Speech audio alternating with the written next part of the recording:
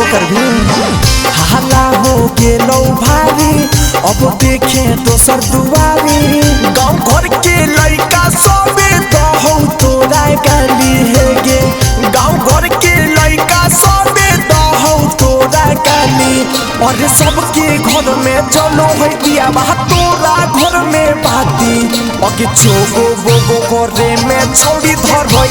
आधा राती है गे चोगो बोगो करे में पकड़नी आधा राती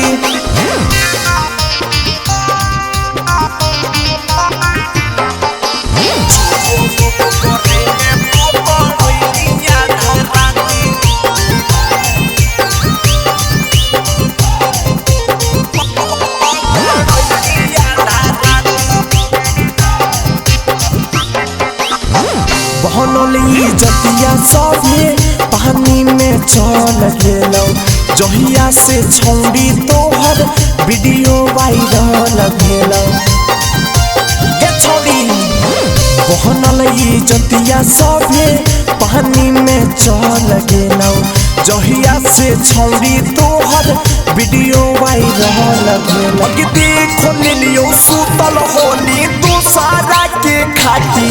अगे चोगो बोगो करे में पकड़नी आधा राती है गे चोगो बोगो करे में तई धरनी आधा राती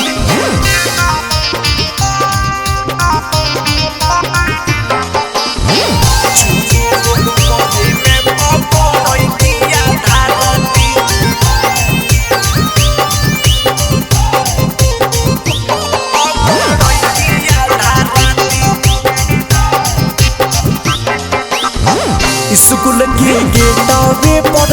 ओकरा से भेंट केला ही मिले वाला मामाला तोय फोन में पर से टकेला ही ये छौड़ी स्कूल के गेटवे पर ओकरा से भेंट केला ही मिले वाला मामाला तोय फोन में पर से टकेला गाली चौदन के दियम लाई तो तुर बाराती अगे चोगो बोगो करे में पकड़नी आधा राती है गे चोगो बोगो करे में